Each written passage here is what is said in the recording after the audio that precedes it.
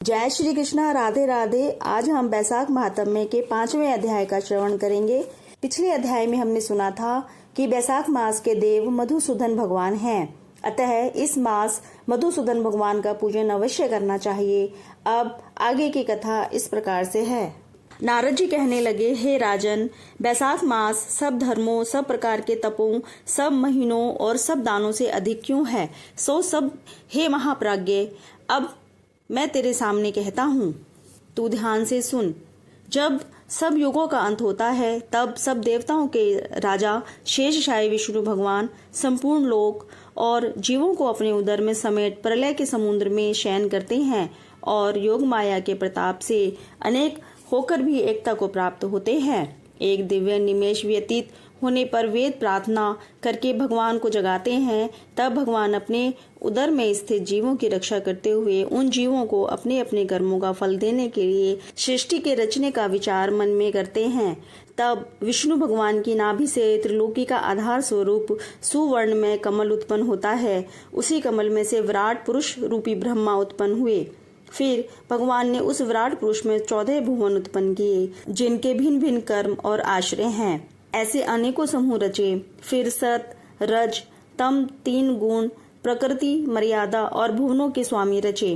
तत्पश्चात वर्णाश्रम के विभाग कर धर्म की कल्पना करते हुए चारों वेद, तंत्र, स्मृति, पुराण तथा इतिहास रचकर धर्म की रक्षा के निमित्त इनके प्रवर्तक ऋषि प्रकट किए। इन ऋषियों ने अलग अलग वर्णों के अलग अलग धर्म प्रवृत्त किए, जिन पर सब प्रजा श्रद्धा करने लगी। प्रजा अपने अपने आश्रमोचित धर्मों में लगी हुई है या नहीं, यह देखने के लिए साक्षात अविनाशी सर्व अंतर्यामी भगवान चिंता करने लगे।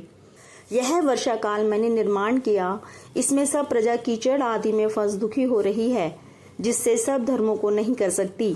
यह देख क्रोध उत्पन्न होता है, मन प्रसन्न नहीं है। मेरे देखते कोई दुख नहीं पाए, अतः उन्हें देखूं। शरद काल में सब खेती में लग रहे हैं, इससे पूर्ण रीति से धर्म नहीं कर सकते हैं।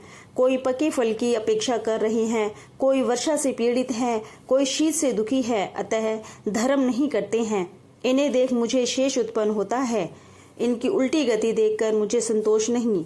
हेमंत ऋतु में सर्दी के मारे कोई प्रातःकाल नहीं उठता, सूर्योदय से पहले ना उठते देख मुझे क्रोध उत्पन्न होता है। शिशिर ऋतु में भी प्रातःकाल के समय शीत से पीड़ित रहते हैं तथा फसल पक जाने की प्रतीक्षा करते हैं।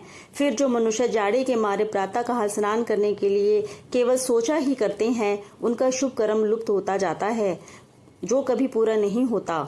यह समय प्रेक्षण का नहीं है, ऐसा विचार कर भगवान ने वसंत ऋतु को संपूर्ण पातकों को निवारण करने वाला माना है। यह ऋतु स्नान, दान, यज्ञ, क्रिया, भोग और सब प्रकार के धर्मों का साधन करने के लिए बड़ी अनुकूल है। इस ऋतु में धनवान सब वस्तु बिना प्रयास ही प्राप्त करते हैं। जैसे लोगों को धन से सुख मिलता ही है, जो विष्णु भगवान के आधारभूत प्राणी हैं, उनके धर्म का साधन ही द्रव्य है। वसंत ऋतु में संपूर्ण द्रव्य प्राणियों को सुखदायक होते हैं। दान योग्य, धर्म योग्य और सब कुछ भोगने योग्य निर्धन, लूले, लंगड़े, व्याकुल और महात्माओं को संपूर्ण द्रव्य और जलादि सुलभ है, इसमें संशय नहीं है। मेरे प्रियजन इन द्रव्यों से अपनी आत्मा का हित साधन करते हैं। पत्र, पुष्प, फल, शाकादि प्रिय वचन, माला, तांबूल, चंदन, पग धोना तथा नम्रता पूर्वक साधन करते हैं। मैं उनको वर देता हूँ। ऐसा कहते हुए विष्णु भगवान लक्ष्मी सहित चारों ओर वनों को देखते चले, जिनमें अनेक प्रकार के फूल खिले रहते हैं, जिनमें हृष्ट पुरुष प्राणी रहते हैं और मतवाले भ्रमर और पक्षी विचर रहे हैं। ग्रामवासियों के बहुमूल्य आश्रयों के आंगन, उद्यान स्थल लक्ष्मी को दिखाने लगे। उनकी देवता, मुनीश्वर, सिद्ध, चरण, गंधर्व, किन्नर, नाग, राक्षस सब स्तुति करते हैं। वर्णाश्रम वासियों के घरों में जाकर मीन की संक्रांति तथा लक्ष्मी और सब देवताओं और मूर्तियों सहित भगवान रह करके लोगों के कर्मों का निरीक्षण करते हैं। धर्माचरण वाले पुरुषों की मनोकामना पूरी कर देते हैं और मदोन्मत्त लोगों की आयु और धन आदि को हरते हैं। जो वैशाख में भगवान की पूजा करते हैं तथा उनके चल मूर्ति रूप साधु महात्माओं की सेवा करते हैं तथा अन्य महीनों में नहीं करते, उनके अपराध को भगवान क्षमा कर देते हैं।